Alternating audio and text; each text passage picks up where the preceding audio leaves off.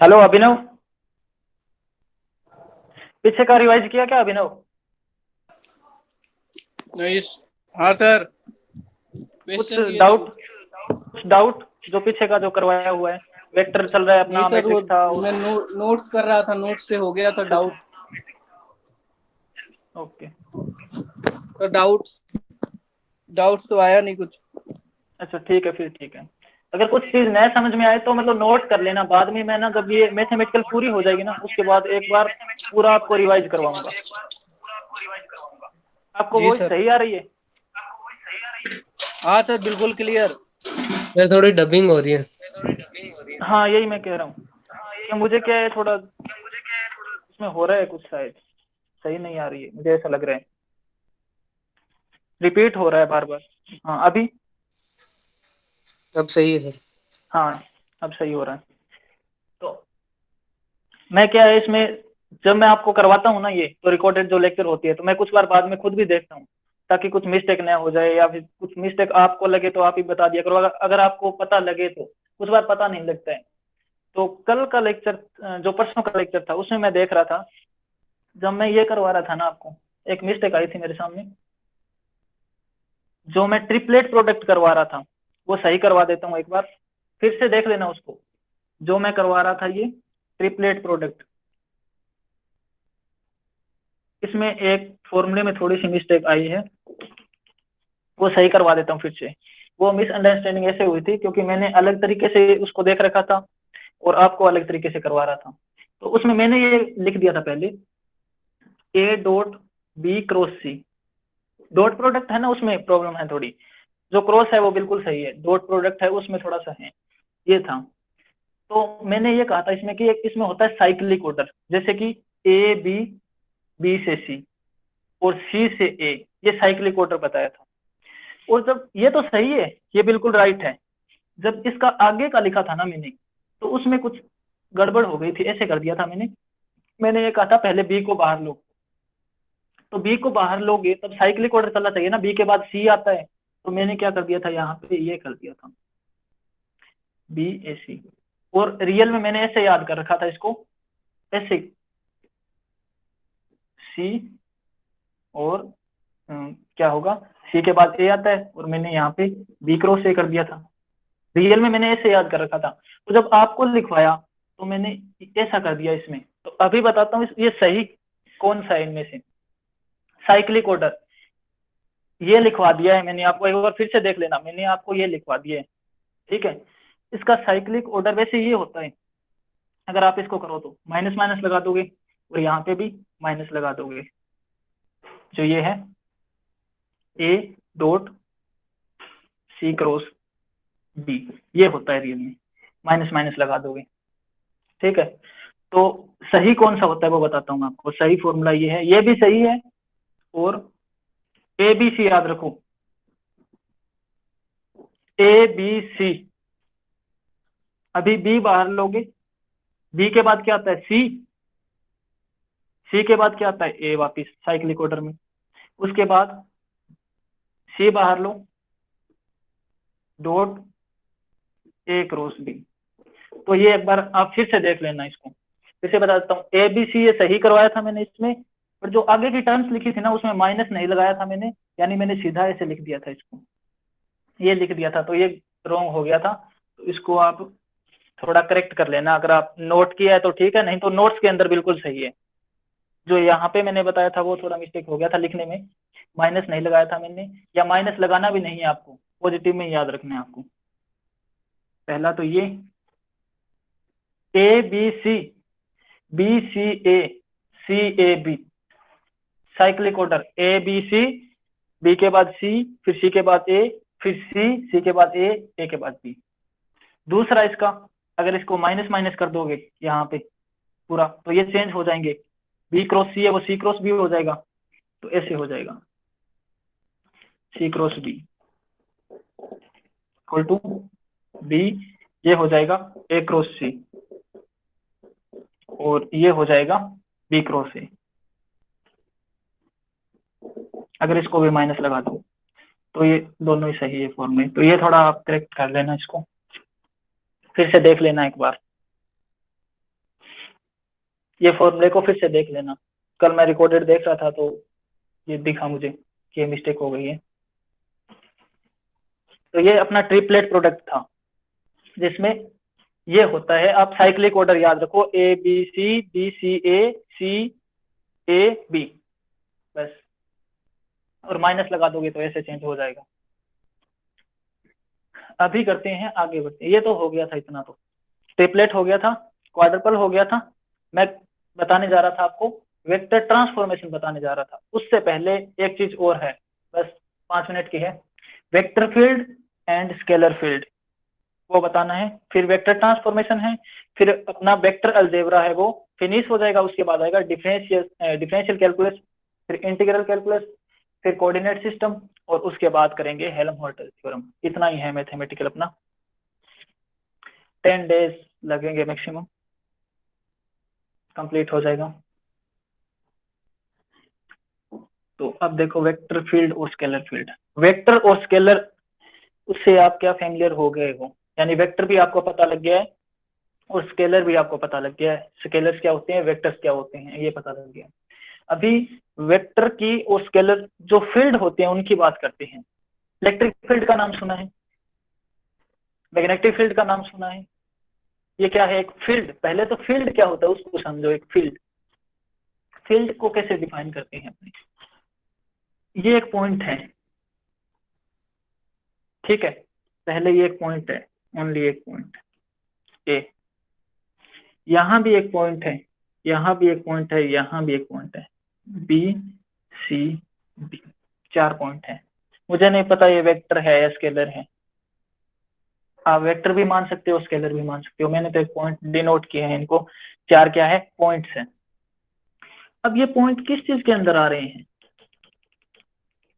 या किस रीजन के अंदर आ रहे हैं ये पॉइंट। और भी पॉइंट हो सकते हैं, A B C D E F G H, कितने भी हो सकते हैं पॉइंट। तो वो किस रीजन के अंदर आ रहे हैं, या कोई रीजन है वो बहुत सारे पॉइंट से मिलकर बना हो, तो उसको पूरे को फील्ड बोलते हैं अपने। किसी एक पॉइंट को फील्ड नहीं बोल सकते, ठीक है, इस पॉइंट को फील्ड नहीं बोल सकते। जहां अलग अलग पॉइंट्स हो उसको फील्ड बोलेंगे। तो ये क्या है, एक फील्ड हुआ आपका। यहाँ ये पॉइंट्स है, ये स्केलर्स हो सकते हैं, वेक्टर्स हो सकते हैं, तो ये फील्ड हुआ। अब वेक्टर फील्ड और स्केलर फील्ड क्या है वो देखो। सबसे पहले वेक्टर फील्ड क्या है, इसमें क्या होगा, एक वेक्टर ये है आपका, दूसरा वेक्टर ये है, तीसरा वेक्टर ये है, चौथा वेक्टर ये है।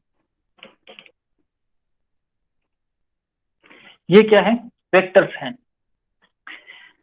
अलग अलग यहाँ पे वेक्टर्स हैं, A B C D E vectors हैं। इनसे क्या बना हुआ है, ये रीजन बना हुआ है। या आप अगर इसके प्रत्येक पॉइंट पे देखो, मैंने यहाँ पे डिनोट किए, कुछ ही वेक्टर डिनोट किए हैं, रियल में बहुत सारे वेक्टर, हर पॉइंट पे क्या है, वेक्टर है, इसके अलग अलग वेक्टर है वो भी। तो आप इसको ऐसे समझो कि जो ये वेक्टर्स का फील्ड बना हुआ है, या फिर इस फील्ड के प्रत्येक पॉइंट पे अलग अलग वेक्टर्स हैं।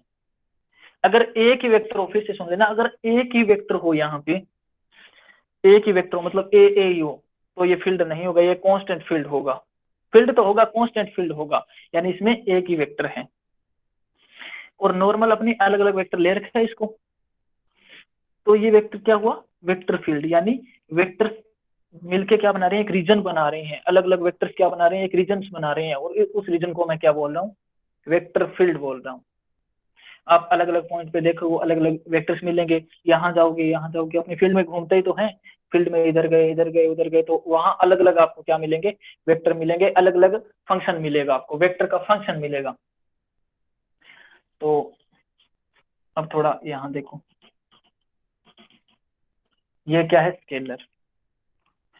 अब यहाँ पे तो डायरेक्शन मिलेगी आपको, यहाँ पे क्या मिलेगी, डायरेक्शन। यहाँ पे ओनली मैग्नीट्यूड मिलेगा, कोई डायरेक्शन नहीं मिलेगी, कोई डायरेक्शन नहीं मिलेगी।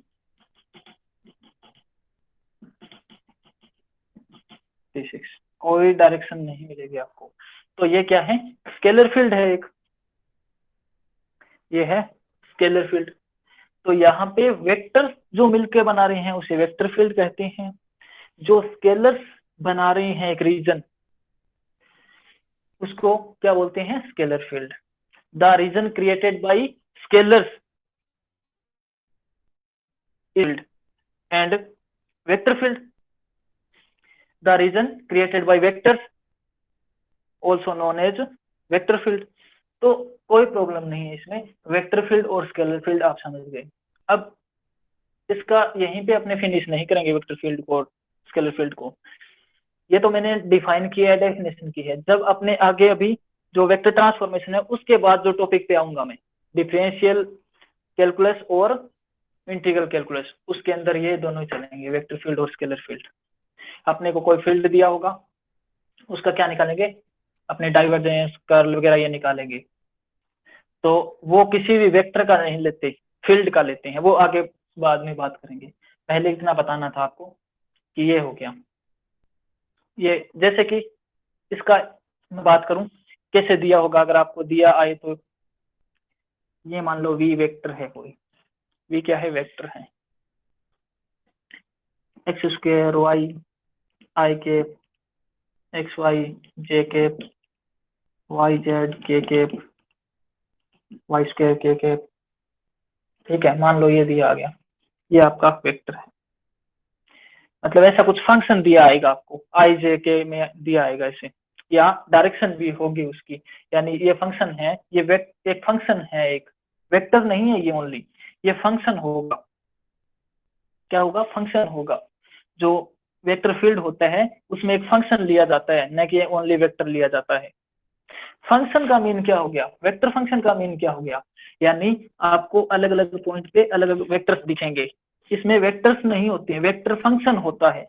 देखो ये एक फंक्शन है, न कि ओनली सीधा वेक्टर है, एक वेक्टर फंक्शन होता है वेक्टर फील्ड के अंदर, और इसमें भी एक फंक्शन होगा। कुछ भी आ गया मान लो इसे, तो ये एक फंक्शन है, तो ये स्केलर फंक्शन होता है इसके अंदर। तो स्केलर फंक्शन से क्या बन जाता है? स्केलर फील्ड बन जाता है। फिर से देख लेना, स्केलर फंक्शन होता है, वेक्टर नहीं होता।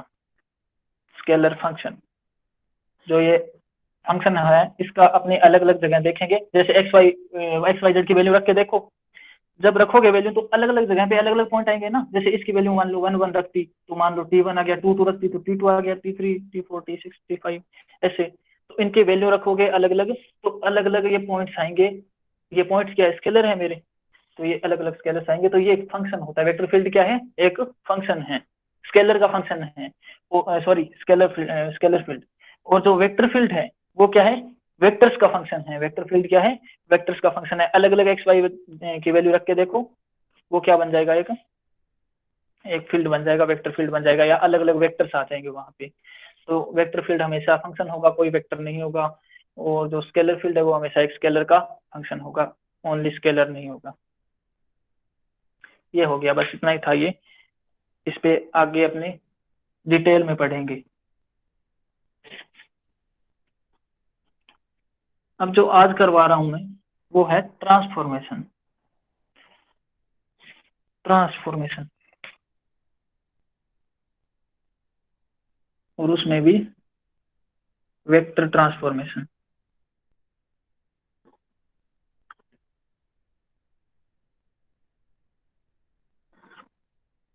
वेक्टर ट्रांसफॉर्मेशन, तो देखो वेक्टर ट्रांसफॉर्मेशन मैंने बताया था, ट्रांसफॉर्मेशन कई टाइप्स के होते हैं। ट्रांसफॉर्मेशन क्या होते हैं? कई टाइप्स के होते हैं। पहला ट्रांसफॉर्मेशन ये बताया था मैंने कि आप रोटेट करो, वेक्टर है यहाँ पे इस फ्रेम में, इस फ्रेम में क्या है? वेक्टर है, मान लो ये है वी वेक्टर है, एक्स वाई, यहाँ पे मैं जेड ले रहा हूँ, ये जेड ऐसे ले रहा हूँ मैं, ठीक है। तो ये जेड है, ये वेक्टर है, ये एक्स है, ये वाई है, और ये जेड है, ये वेक्टर है। इसको मैं एक तो रोटेट कर सकता हूँ, कैसे ट्रांसफॉर्मेशन कर सकता हूँ? Rotation, rotation transformation. दूसरा, मैं इसको रिफ्लेक्ट कर सकता हूँ, रिफ्लेक्शन ट्रांसफॉर्मेशन। तीसरा, इन्वर्जन, उल्टा करना, इसको इन्वर्ज करना, इन्वर्जन। एक ट्रांसलेशन भी होता है, स्पेस ट्रांसलेशन उसमें अपने करेंगे क्लासिकल में ट्रांसलेशन। तो ये है मेन, इसको प्रॉपर रोटेशन बोलते हैं, इसको रिफ्लेक्शन बोलते हैं, इसको इन्वर्जन बोलते हैं। तो देखो रोटेशन क्या होता है, ये फ्रेम है, इसको अगर मैं ऐसे घुमा दूं, उसके बाद जो ये वेक्टर है उसकी पोजीशन क्या होगी, ऐसे घुमाने के बाद उस वेक्टर की पोजीशन क्या होगी। तो जो नया वेक्टर आएगा वो क्या होगा, ट्रांसफॉर्म्ड वेक्टर होगा, यानी यहां से वहां, इस फ्रेम से उस फ्रेम में ट्रांसफॉर्म हुआ है। तो उस वेक्टर को क्या बोलते हैं, या इस प्रोसेस को क्या बोलते हैं, ट्रांसफॉर्मेशन। जैसे मैंने इसको घुमाया 30 डिग्री एंगल पे, 30 डिग्री एंगल पे मैंने क्या किया, रोटेट कर दिया, इसको मैं रोटेट कर रहा हूं। तो उसके बाद 30 डिग्री रोटेट करने के बाद जो मेरा वेक्टर आ रहा है, या जो ट्रांसफॉर्म हो रहा है, उसमें जो बदल रहा है, जो चेंज हो रहा है, वो मेरा क्या है, ट्रांसफॉर्मेशन है, या ट्रांसफॉर्म्ड वेक्टर है वो, आफ्टर द ट्रांसफॉर्मेशन। तो मैंने वो वेक्टर मिला मुझे ट्रांसफॉर्मेशन के बाद, मान लो वो वेक्टर है मेरा वी डैश, ठीक है। वी डैश में ये नहीं कह रहा रोटेशन के बाद ही है, मैं ये कह रहा हूँ कोई भी ट्रांसफॉर्म करने के बाद मेरा वेक्टर है वी डैश है। तो रोटेशन में क्या होता है, रोटेशन में V dash V vector equal to V dash equal होते हैं, मतलब वेक्टर में कोई चेंज नहीं होता है। रिफ्लेक्शन में, रिफ्लेक्शन में चेंज होता है या नहीं। अगर मैं रिफ्लेक्ट कर रहा हूं वेक्टर को, एक है इन्वर्जन, इन्वर्जन क्या होता है, तो यहां से माइनस, नो चेंज, और इसमें हो जाएगा, एक होता है पेरिटी, इसमें हो जाएगा माइनस, ये हो जाएगा। जो ये सभी हैं, इनमें वेक्टर चेंज, कंपोनेंट चेंज होते हैं। आप कह रहे हो ट्रांस, मैं कह रहा हूँ कि ट्रांसफॉर्मेशन हो रहा है, तो उसमें चेंज कहाँ हो रहा है, फिर जो कंपोनेंट होते हैं वो चेंज होते हैं ना।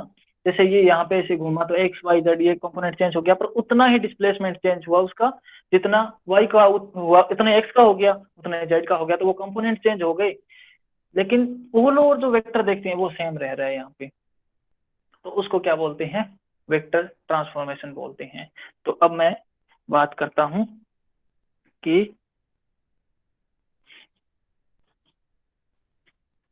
अपने सर लास्ट वाला ट्रांसफॉर्म टर्म कैसे क्या करें। लिखा सर? हाँ बोलो। सर लास्ट वाला टर्म क्या लिखा था इन्वर्सन के बाद? अच्छा अच्छा, हाँ लास्ट वाला मैंने लिखा था parity transformation, parity transformation, parity, parity, parity का मतलब ये होता है, देखो ओड और इवन देखते हैं अपने, अगर कोई ओड और इवन दोनों में डिफाइन होता है तो उसकी पेरिटी माइनस होती है, -1, और अगर ओनली इवन में डिफाइन होता है तो उसकी +1 होती है। तो ये फंक्शन के अंदर भी होता है, जैसे कोई फंक्शन ये है, ये सिंपल है बिल्कुल, देख y इक्वल टू एक्स का फंक्शन है ये। अब इसमें यहाँ पे x की वैल्यू पॉजिटिव के लिए फंक्शन पॉजिटिव है, नेगेटिव के लिए नेगेटिव है, तो इसको बोलते हैं, ये क्या रखता है, ओड पेरिटी रखता है, ओड पेरिटी रखता है, यानी -1 रखता है, तो वो होता है इसमें। तो इसमें भी क्या होता है, जो इसके सारे कंपोनेंट हैं वो क्या हो जाते हैं, माइनस हो जाते हैं। ये बस सिंपल है, सारे कंपोनेंट माइनस हो जाते हैं और कोई चेंज नहीं होगा इसमें। तो ये था अपना।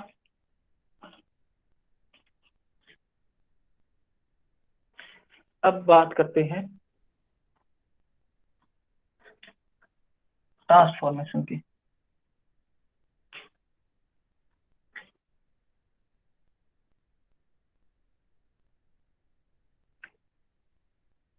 हाँ मैं ले रहा हूं एक वेक्टर ले रहा हूँ, ए क्या ले रहा हूँ, एक वेक्टर ले रहा हूँ एक्स, या ऐसे करो इसको आई कैप, ए वाई, जे कैप, ए जेड, के कैप, ये एक वेक्टर लिया मैंने, और मैं कह रहा हूं after the transformation vector will be this, transformation के बाद वेक्टर क्या होगा, ये होगा।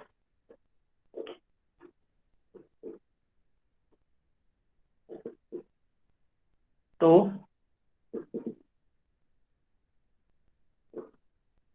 How can we transform this into A to A dash?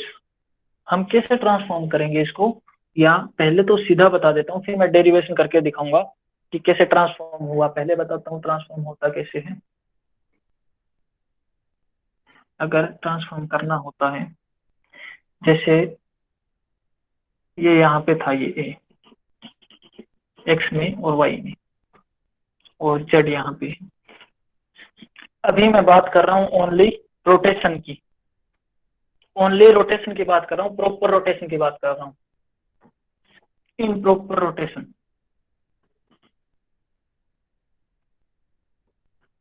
Improper rotation पहले थोड़ा सा बता देता हूँ रोटेशन में होता क्या है।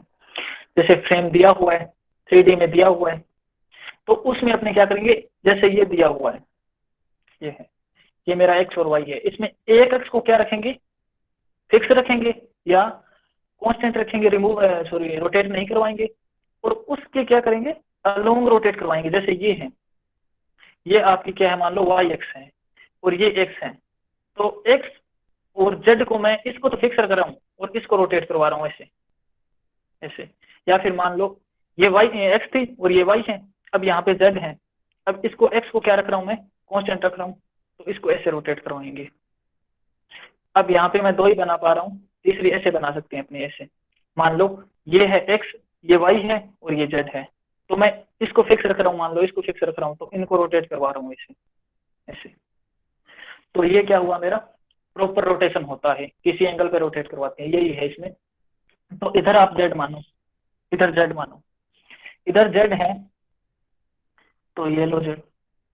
अब मैं इसको रोटेट करवा रहा हूँ, जेड को फिक्स रख के एक्स और वाई को रोटेट करवा रहा हूँ, तो ये है, ये है। पहले एक्स वाई थे, अभी एक्स डैश वाई डैश और Z. Z equal to Z dash क्यों लिखा मैंने, क्योंकि यहाँ पे जेड फिक्स ही है, मैंने रोटेट करवाया नहीं उसको, उसके तो अलोंग करवा रहा हूँ, उसको फिक्स रख के उसके अलोंग ही करवा रहा हूँ मैं रोटेट। इसको फिक्स रख रहा हूँ और इसको ऐसे घुमा रहा हूँ, तो ये हो गया। अब ये चीज है, ये मतलब ए से ए डैश में आया है, और ये एंगल है थीटा, जो पहले वाला है, जो ये है, जो ये है, ये एंगल थीटा है, ये एंगल थीटा है, ये थीटा है। पहले जो फ्रेम था अपने पास वो एंगल थीटा है, और जो अब नया फ्रेम आ गया, जो ट्रांसफॉर्म होने के बाद या चेंज अपने रोटेट किया थोड़ा सा इसको, तो मैं रोटेट कर रहा हूँ, कितने एंगल पे कर रहा हूँ रोटेट, मैं कर रहा हूँ मान लो फाई एंगल पे कर रहा हूँ, ठीक है, मान लो फाई एंगल पे कर रहा हूँ मैं, तो ये एंगल फाई है। जो ये एंगल है ना एक्स और एक्स डैश के बीच का angle, angle between X and X dash is phi, ये मैंने एज्यूम किया है, ये फाई है। तो ये एंगल बता सकते हो ए, और इसमें एक चीज और देखो, ए डैश भी तो ऊपर जाएगा थोड़ा सा, ये, या इसी को देखो कि जब ये है यहाँ पे थीटा और ये फाई है, तो ये एंगल कितना होगा आपको पता है, बाहर निकालो इसको, इसको पूरे को बाहर निकालो, ये एंगल है थीटा और ये फाई है, तो जो ये एंगल है इनके बीच का, ये थीटा है, थोड़ा बड़ा देखो,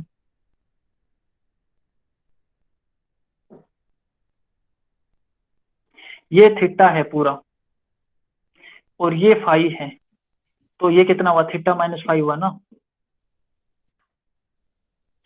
ये थीटा है, ये फाई है, तो ये बीच वाला इनका थीटा माइनस फाई। अभी देखो आगे, हाँ, तो कैसे ट्रांसफॉर्म करते हैं, एक मैट्रिक्स लिखूंगा मैं, ए एक्स ए वाई ए जेड।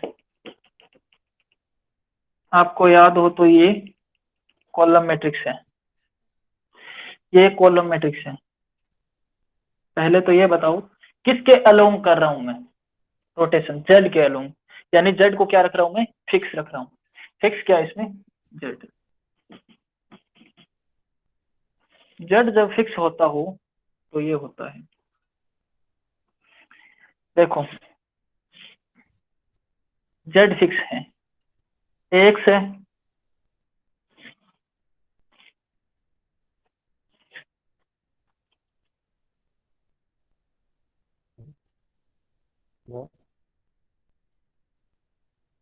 हेलो, हाँ सर। हाँ अभी देखो, देखो अभी एक्स है, ए वाई है, ए जेड है। इसको थोड़ा सा बस ध्यान से देख लेना, इसी टाइम सीख जाओगे कैसे रोटेट करते हैं। बस एक बार थोड़ा सा ध्यान से देख लो, एक्स है, ए वाई है, ए जेड है। तो ये देखो यहाँ पे कोस थीटा, यहाँ पे साइन थीटा, यहाँ पे जीरो। कोस थीटा साइन थीटा है ना, एक बार कोस थीटा का क्या करो, डेरिवेटिव कर दो, डिफरेंशिएशन करो, minus sign theta, cos theta zero,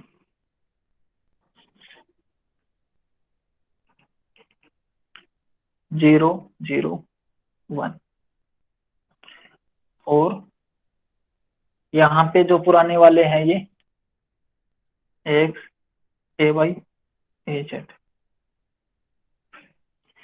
अब पहले तो मैं ये बता देता हूँ मैं करना क्या चाहता हूँ या मैं क्या कर रहा हूँ, ये आपको क्लियर कर देता हूँ।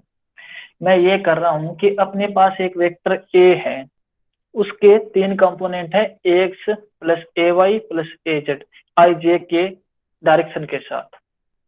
उसको मुझे कुछ ऑपरेशन सॉरी कुछ अपने को ट्रांसफॉर्मेशन करना है उसको, किसी टाइप का। मैं यहाँ पे प्रॉपर रोटेशन ले रहा हूँ, यानी रोटेशन का अपने को क्या करना है, ट्रांसफॉर्मेशन करना है। तो उसके अंदर क्या है, मुझे ऐसे कह दिया कि आप 30 डिग्री एंगल पे इसको क्या कर दो, रोटेट कर दो। वो ट्रांसफॉर्मेशन करने के बाद नए कंपोनेंट बताओ मुझे, वो कर रहा हूं मैं। तो पहले तो मुझे पहले वाले कंपोनेंट पता होने चाहिए, यानी एक्स ए वाई ए जेड। अब रोटेशन के करने के बाद मुझे पता है कि मैंने 30 डिग्री एंगल पे मैंने क्या किया है, रोटेट किया है। उसके बाद मेरे जो नए कंपोनेंट हैं वो मैं मान रहा हूँ x dash a y dash और ए जेड डैश है। तो उनको मैं पुराने वाले कंपोनेंट से कैसे रिलेट करूंगा, या कंपोनेंट निकालने के लिए अपने पुराने वाले कंपोनेंट का यूज करना होगा, तो ये यहाँ पे यूज कर लिया। अब कईयों के क्या रहता है, मतलब यहाँ पे इसमें डाउट ये रहता है कि ये इधर आएगा या ये इधर आएगा। जब ये मैट्रिक्स लिख दिया आप इसको तो याद कर लोगे, और इसको याद नहीं हो तो कोई प्रॉब्लम नहीं है, मैं यहाँ पे बताऊंगा इसका करके डेरिवेशन कैसे आई है ये, तो आप इसको याद कर लोगे। पर प्रॉब्लम ये रहती है ये यहाँ आएगा ये आएगा, यहाँ पे ए डैश वाला कहाँ आएगा। तो आप ये याद रखो, अपने चेंज किसको कर रहे हैं, एक्स ए वाई ए जेड को कर रहे हैं ना चेंज, न कि ए डैश। ए डैश तो अपने न्यू है, ये न्यू है, न्यू या चेंज्ड है, और ये क्या है, अपनी ओल्ड है, ये ओल्ड कंपोनेंट है। तो ओल्ड कंपोनेंट में चेंज कर रहे हैं, न्यू तभी तो आएगा ना, न्यू इक्वल टू ओल्ड में कुछ चेंज कर रहे हैं। तो ऐसा कुछ याद रखो। अभी थोड़ा सा इसको देखो ओपन करके क्या आएगा, एक्स डैश इक्वल टू, इसको मल्टीप्लाई करो इससे, x cos theta plus a y sine theta.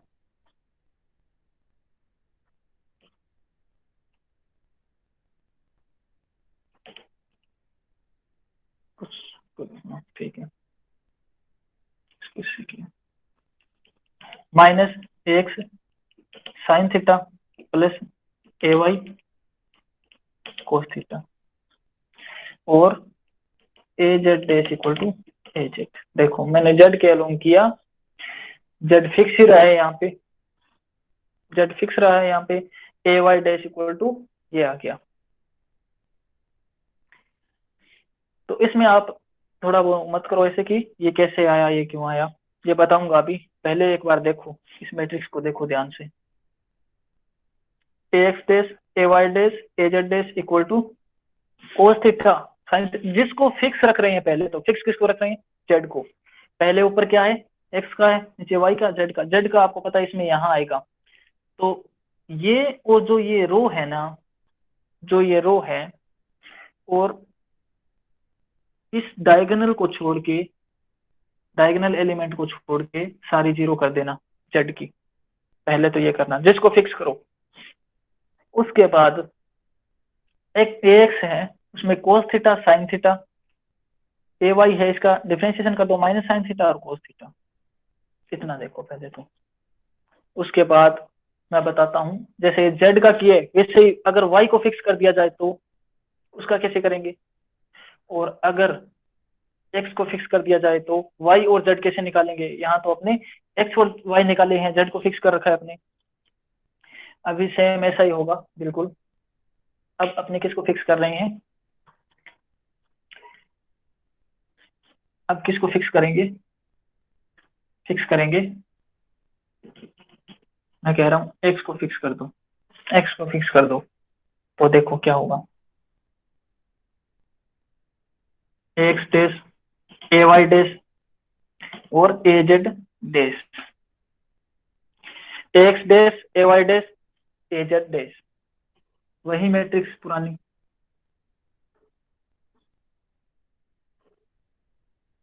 X A Y A Z, x dash a y dash a z dash, ये तो लिख ही लोगे। अपना मेन क्या है, ये है, इसके अंदर क्या आना चाहिए। तो इसके अंदर देखो क्या आएगा, किसको फिक्स किया है, एक्स को। एक्स वाला ये होता है, एक्स वाला ये होता है, तो इसमें क्या कर देंगे अपने, 1 कर दो यहाँ पे, 0 0 0 0, और यहाँ पे कर दो अभी वही कोस theta sign theta minus sine theta और कोस थीटा। बस सेम है, ये चीज सेम रहेगी, ये चीज सेम है। ये वाली चीज जो यहाँ पे है वो सेम लिखी है मैंने, कोस theta sign theta minus sign theta कोस थीटा। और यहाँ पे एक्स था, यहाँ पे ध्यान रखना, जो ये डायगोनल है ना ये वाले, यहाँ पे एक्स वाई जेड होते हैं। तो अगर एक्स फिक्स किया तो वहां पे 1 कर दो, वाई फिक्स किया तो यहाँ 1 कर दो, जेड फिक्स किया तो यहाँ 1 कर दो, और उसके जो रो है और कॉलम है वो सारा एलिमेंट कर दो 0। बस अभी फिक्स करो, ऐसे ही फिक्स करो इसको वाई को। जब वाई को फिक्स करोगे आप तो एक्स ए वाई, एक्स ए वाई ए जेड,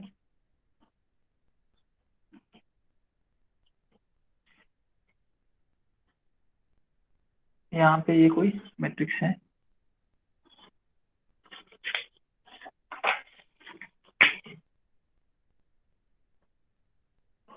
एक्स ए वाई ए जेड।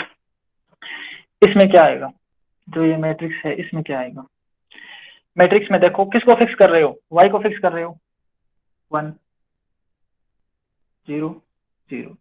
अभी यहाँ कोस थीटा, वहां sign theta minus sine theta और कोस थीटा। बस ये याद रखो, किसको फिक्स कर रहे हो, तो यहाँ 0 वहां कोस थीटा साइन थीटा। यानी जो ये पहले वाला एक याद रखो, ये सेम रहेगा, जो ये दिख रहा है आपको कंपोनेंट कोस theta sign theta minus sign theta cos theta, यही आते रहेंगे। वाई को फिक्स कर रहे हो तो ये पहले तो मैंने ये बता दिया कि पहले इसको देखो एक बार, इसको याद करो।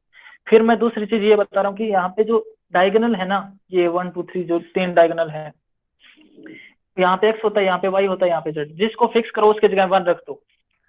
जेड को फिक्स किया, जेड की जगह 1, एक्स को फिक्स किया, एक्स की जगह 1, और वाई को फिक्स किया, सेंटर में 1 रख दिया, सेंटर वाला जो डायगोनल है उसमें। उसके बाद ये एलिमेंट याद रखो, कोस theta sign theta minus sign theta cos theta.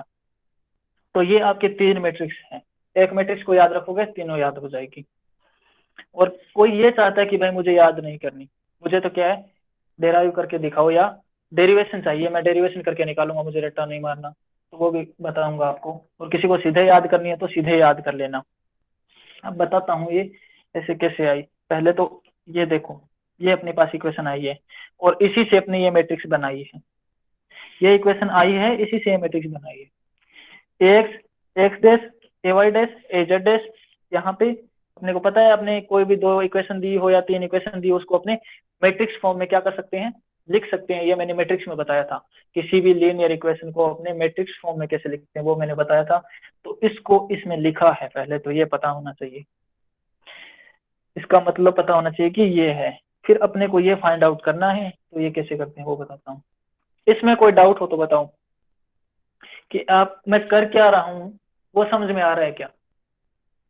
अगर कोई डाउट हो तो पूछ सकते हो कि मैं क्या करना चाहता हूँ इसमें, या मैंने क्या किया है, इसका मतलब क्या है, इसका मतलब क्या है, ये क्यों लिखी ये मैं बताऊंगा, ये मैंने क्यों लिखी ये बताऊंगा। इसके अलावा पूछो कोई, या इनमें कोई डाउट हो तो कि मैंने कैसे रोटेट किया। हाँ अभिनव। सर सर वेक्टर ट्रांसफॉर्मेशन का हमें जरूरत कहाँ कहाँ पड़ेगा? किसका? वेक्टर ट्रांसफॉर्मेशन का? हाँ जब आप किसी फ्रेम की बात करोगे, जैसे इसमें एक वेक्टर ये है, ठीक है, और कोई दूसरा फ्रेम है, या फिर ऐसे देखो, आप पहले मैं फिजिकल एग्जांपल देता हूँ ना आपको। आप कहाँ बैठे हो? किसी गाड़ी में बैठे हो आप किसी गाड़ी में बैठे हो और कोई दूसरा बाइक पे बैठा है, तो ये बताओ दोनों के कोऑर्डिनेट अलग होंगे या नहीं? कोई अलग फ्रेम में बैठा है, एक गाड़ी में बैठा है उसका फ्रेम अलग है, और एक जो बाइक पे बैठा है उसका फ्रेम अलग है, ठीक है, और एक कोई बस में बैठा है उसका फ्रेम अलग है, यानी पोजीशन अलग अलग होगी ना उसकी। एक्स पोजीशन अलग होगी, वाई पोजीशन अलग होगी, जेड पोजीशन अलग हो सकता है, वो फ्रेम एंगल पे कुछ घुमा हुआ हो या ऐसा हो। या फिर आप यहाँ पे देखो, तो जैसे एक्स वाई जेड में ये ए है, अब यूज कैसे होगा इसका? फिजिकली तो मैंने बता ही दिया। अपने जब देखते हैं तो अपने जैसे वेलोसिटी वगैरह निकालनी होगी या कुछ भी एसिलेशन निकालना होगा, तो अपने देखेंगे कि उसका फ्रेम क्या है पहले, तो उसके बाद अपने क्या निकालेंगे, उसके कंपोनेंट निकालेंगे। कंपोनेंट कौन से? और वेलोसिटी क्या होती है? डिस्प्लेसमेंट का टाइम के रिस्पेक्ट में डेरिवेटिव होता है। तो ये यूज है इसका। एसिलरेशन निकालना है वेलोसिटी का टाइम के रिस्पेक्ट में, तो सबसे पहले अपना मेन मोटो क्या है, अपने डिस्प्लेसमेंट पता लगाना, कंपोनेंट पता लगाना, और वो कंपोनेंट डिस्प्लेसमेंट है। वो डिस्प्लेसमेंट से अपने वो निकालेंगे वेलोसिटी, वेलोसिटी से एसिलेशन, एसिलेशन से फोर्स, और फोर्स से वर्क, वर्क से एनर्जी। तो ये अपना क्या है, तो ये तो समझ गए आप, यही पूछ रहे थे ओनली कि इसका यूज क्या होगा।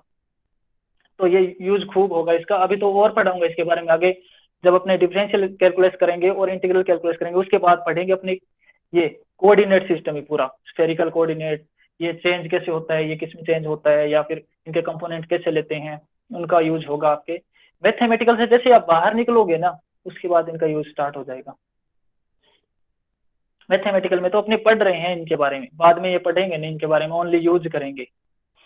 आपको दी होगी 10 किलोमीटर पर आवर वेलोसिटी आई कैप है, और 20 किलोमीटर पर आवर वेलोसिटी जे कैप में है, तो बताओ रिजल्टेंट वेलोसिटी। तो ये यूज है इसका। या ट्रांसफॉर्मेशन का यूज क्या है, एक फ्रेम इसमें है, दूसरा वो अर्थ से 30 डिग्री पे है या इंक्लाइंड पड़ा है, उसके ऊपर कोई पार्टिकल पड़ा है, उसकी पोजीशन बताओ। और एक इसकी पोजीशन अगर ये है, तो इससे 30 डिग्री एंगल पे जो पार्टिकल है उसकी पोजीशन बताओ। तो आप क्या करोगे, वेक्टर ट्रांसफॉर्मेशन लगाओगे। इसकी पोजीशन अगर आपको दे रखी है तो ये है, तो यूज होगा इसके लिए, आप मत घबराओ। कोई प्रॉब्लम हो तो बताओ, यूज इसका हो जाएगा। अगर नहीं है तो मैं बताता हूँ ये कैसे आया, या कैसे आपने किया ट्रांसफॉर्म इसमें।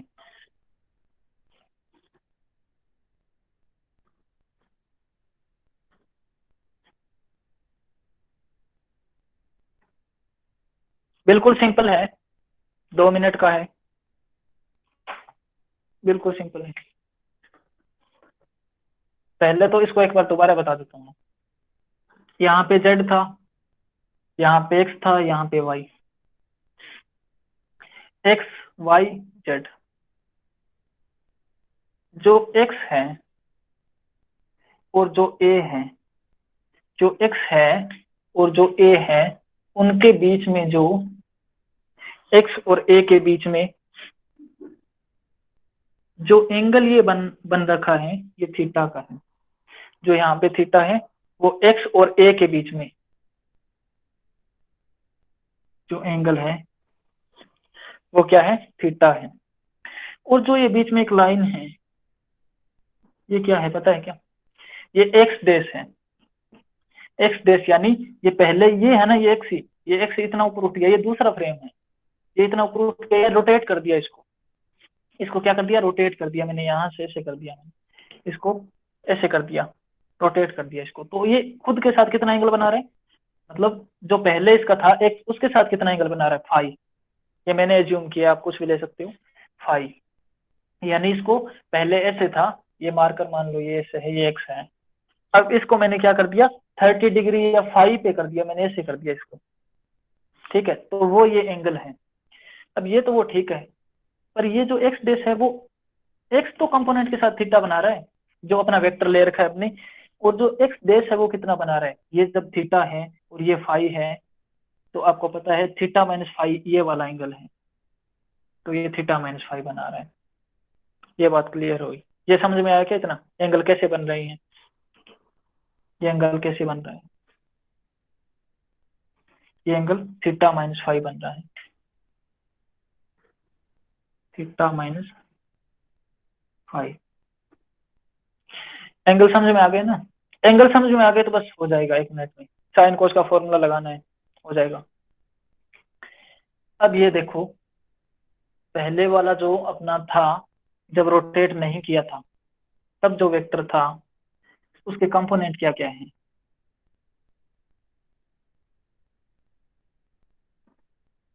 जब इससे थीटा बना रहा है तो ये ए वेक्टर है, तो इधर क्या होगा? एक्स कोस थीटा और ए वाई साइन थीटा। ये चीज आई समझ में?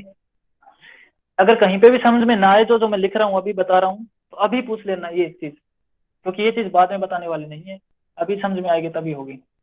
ये जो ए वेक्टर है, आपको पता है इसको ऐसे लिख सकते हैं, ए एक्स ए वाई ए जेड में। एक्स का मतलब क्या है?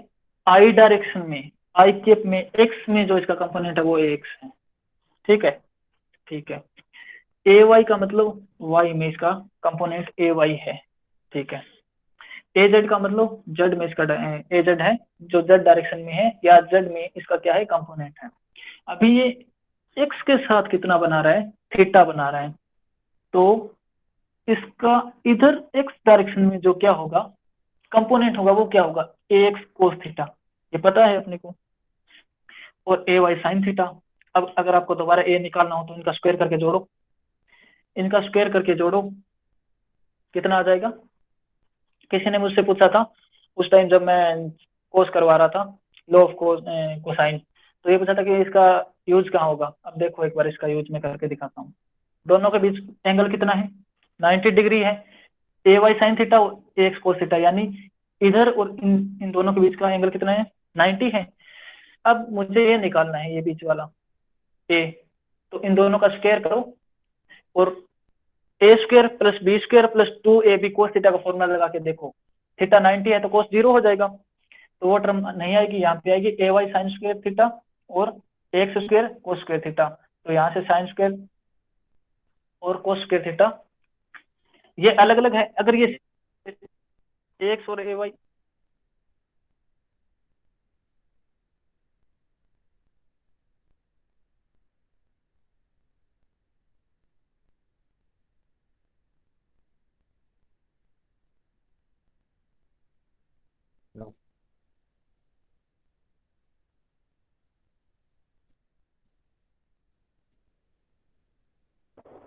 हेलो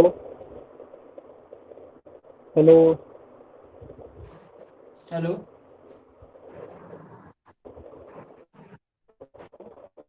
हाँ सॉरी भाई, ये है। हाँ कहाँ पे था मैं? हाँ ये बता रहा था मैं, हाँ ये बता रहा था मैं, ये कि इनका स्क्वायर करके जोड़ोगे, अगर ये सेम हो तो क्या होगा? ए बाहर आ जाएगा, सेम हो तो ए बाहर आ जाएगा, और क्या हो जाएगा? Sine square plus cos square theta 1 हो जाएगा, तो अपने पास ए ही आ जाएगा, यानी अपने ए से निकाल सकते हैं। तो अपने इस पे हैं, ट्रांसफॉर्मेशन पे हैं, तो मैं इसको ऐसे लिख सकता हूँ। तो ठीक है, इसमें ये होगा, सॉरी, ए एक्स होगा यहाँ पे, जो ए एक्स है वो ये होगा, यानी जो ए एक्स है ना वो पूरा वो ये है, ये ठीक है, ये है ए कोस थीटा और A Y a sine theta, ये हो गया। और ए जेड क्या होगा, ए जेड इक्वल टू क्या है, ए जेड का कंपोनेंट है ही नहीं इसमें, ये क्या है वेक्टर मेरा, मैंने किस में ले रखा है, 2D में ले रखा है मैंने, 3D में नहीं ले रखा इसको। और जेड फिक्स कर रखा है, जेड कर रखा है फिक्स यहाँ पे, तो ये 0 कर दूंगा मैं, इसको दूंगा 0, या इसको आप लो ही मत एक बार, वो बाद में बताऊंगा मैं क्या लेना है इसको। ए जेड ही ले लो एक बार, ए जेड ले लो ओनली, कंफ्यूजन होगा नहीं तो, ओनली ए जेड ले लो। अब उसके बाद देखो, ये तो हो गया अपना नॉर्मल फ्रेम इसमें, अब मैं कर रहा हूँ उसको थोड़ा सा रोटेट कर रहा हूँ फाई पे। उसके बाद क्या करना है, उसके बाद उसको बाहर निकाल रहा हूँ मैं, पहले तो अपना जो पुराना था उसको बाहर निकाला, अब जो नया है उसको बाहर निकाल रहा हूँ।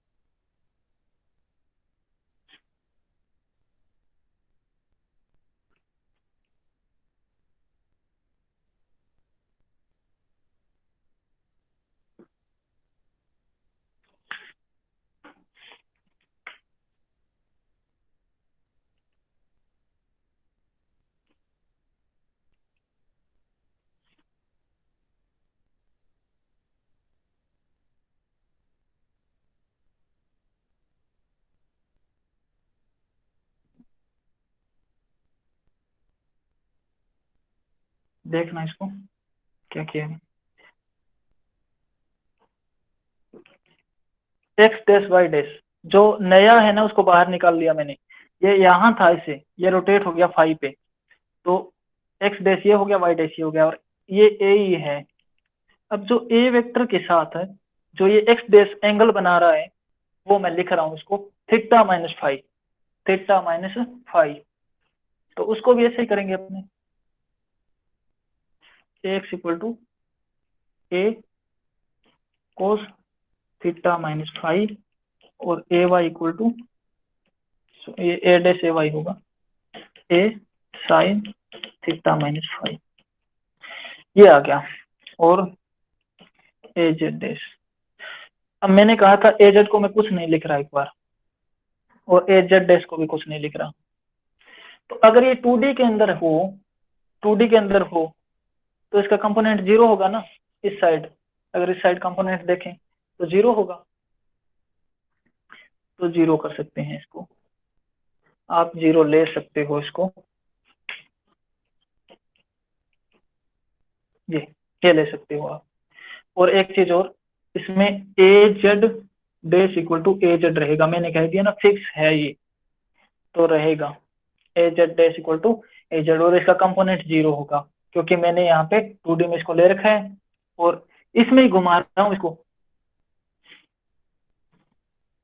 तो ये होगा इसको। अभी देखो, आपको कोस ए माइनस बी का फॉर्मूला पता है और साइन ए माइनस बी का फॉर्मूला पता है, तो लगाओ, कोस ए माइनस बी का फॉर्मूला क्या होता है, कोस थीटा माइनस फाइव है, तो cos theta cos five plus sine theta sine five, ये होगा। तो देखो क्या होगा इसका formula, a cos theta cos five plus a sine theta sine five, और यहाँ पे ए साइन थीटा माइनस फाइव का फॉर्मूला क्या होता है, a sine theta cos five minus a cos theta sine five. अब देखो भाई, ये आ गया, ये मैंने सिंपल फॉर्मूला लगा दिया, ये आ गया। अब देखो, जो ए कोस थीटा है ना, ए कोस थीटा, जो ए कोस थीटा है उसकी जगह मैं लिखूंगा ए एक्स, जो ए कोस थीटा है उसकी जगह मैं लिखूंगा ए एक्स, और जो ए साइन थीटा है, जो ए साइन थीटा है उसकी जगह मैं क्या लिखूंगा ए वाई। तो लिखते हैं, यहां से देखते हैं क्या आ जाता है। ए कोस थीटा ए एक्स और कोस फाइव एक्स कोस फाइव और ए sine theta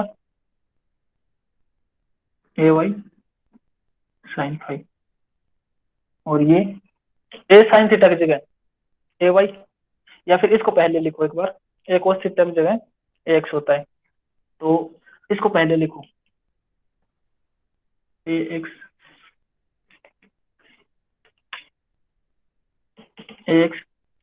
x cos five plus a y sine five x sine five, और जो ए जेड है बेस वो ये।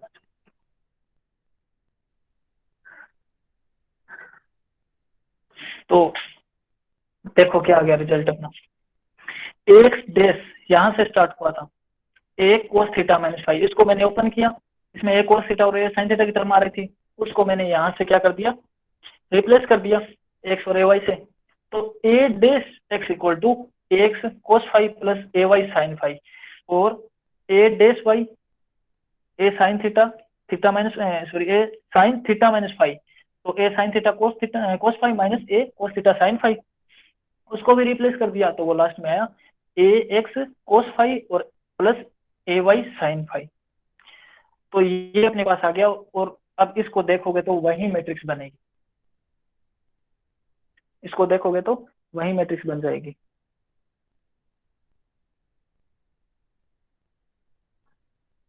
तो देखो एक बार इसको, देखो भाई इसको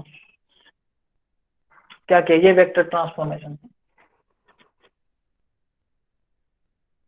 यहाँ पे अपने जो वेक्टर अलजेब्रा है ना वो फिनिश होता है यहाँ पे, यहाँ पे अपना वेक्टर अलजेब्रा फिनिश होता है। कल से अपने करेंगे डिफरेंशियल कैलकुलस, और फिर उसके बाद करेंगे इंटीग्रल कैलकुलस।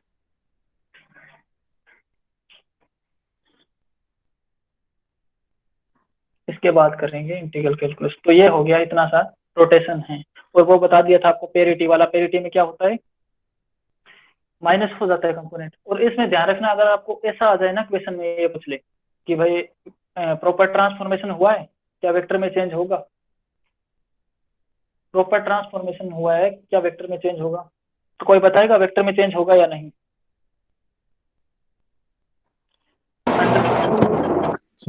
No sir. हाँ मोहम्मद, नहीं होगा चेंज? सर नहीं। Hello sir. हाँ मोहम्मद। सर मैं ये कह रहा हूँ, अगर थीटा जो है 90 डिग्री हो जाए कोण हमारा, तो नो चेंज, उसके वेक्टर में कोई चेंज नहीं होगा, लेकिन अगर थीटा से कम होगा तो कंपोनेंट चेंज हो जाएंगे ना सर उसके? हाँ बिल्कुल, लेकिन वेक्टर में चेंज होगा या नहीं ऑल ओवर पूछ रहा हूँ मैं, सर मुझे वेक्टर नहीं में पता। चेंज हो नहीं जाएगा। होगा सर। हाँ अगर कोई कह रहा है नहीं क्या होगा होगा सर। चेंज, हाँ ठीक है, नहीं होगा सर। नहीं सर होगा क्यों चेंज। नहीं? डायरेक्शन है सर। हाँ एक बोलो, एक म्यूट करो माइक को। हाँ मोहम्मद बोलो। सर क्यों नहीं होएगा? अगर हम जो है थीटा एंगल 90 डिग्री से कम रखे या 90 डिग्री से ज्यादा रखे, तो सर इसके वेक्टर चेंज क्यों नहीं होगा? बताता हूँ, आप कह रहे हो कि 90 डिग्री रखें एंगल, यस सर। यही कह रहे हो? तो यहाँ पे 90 डिग्री रखना एक बार, फाइव 90 डिग्री। सर यही आ जाएगा, जो हमारा ए एक्स है पहला कंपोनेंट वो ए एक्स ही आ जाएगा, और बी वाई ए वाई आ जाएगा, ए डैश वाई ए वाई आ जाएगा, और ए डैश जेड ए जेड आ जाएगा। एक्स डैश है मतलब आप समझ गए ना कि वो सेम ही आ रही है, सर वो 90 डिग्री पे है। हाँ 90 डिग्री पे सेम आ रही है। अगर एंगल कम हो 90, एंगल कम हो तो यस कंपोनेंट सर। चेंज हो रहे हैं, आपको ये पता है ना। सर कंपोनेंट चेंज हो जाएगा लेकिन वेक्टर तो हाँ फिर चेंज हो जाएगा सर। वेक्टर चेंज कैसे होगा, आप ये देखो अभी बताता हूँ, रुको मैं। यहाँ पे जी मान सर। लो कम है, एंगल कम है, जी एंगल नहीं है आपका 90 डिग्री, तो कंपोनेंट आ जाएंगे यहाँ पे, आपके अलग अलग कंपोनेंट आ जाएंगे। जी और सर। आपका वेक्टर क्या है, वेक्टर क्या है आपका, जो कंपोनेंट है उनको जोड़ने के बाद ही तो बना ना वेक्टर। जी सर। अगर आप पूरा वेक्टर देखोगे ना तो वो चेंज नहीं होगा, लेकिन मैं ये कह रहा हूँ कंपोनेंट चेंज होगा उसका। कंपोनेंट यहाँ पे ये हो रहा है ना चेंज, ये तो तभी तो अपने निकाल रहे हैं ना, ए डेस एक्स ए वाई डेस एक्स। मैंने सबसे पहले ये लिखा है यहाँ पे, नहीं लिखा क्या, ये देख लो एक बार, चेंज नहीं होगा वेक्टर पूरा। और जो कंपोनेंट है ना ए डेस एक्स ए वाई डेस ए डेस जेड, ये चेंज हो जाएंगे। यहाँ पे हो सकता है आप 45 रखो, एंगल कितना आ जाएगा 1/x/√2 जी ऐसा आ जाएगा। और यहाँ भी ay/√2, सब जगह यही आ जाएगा।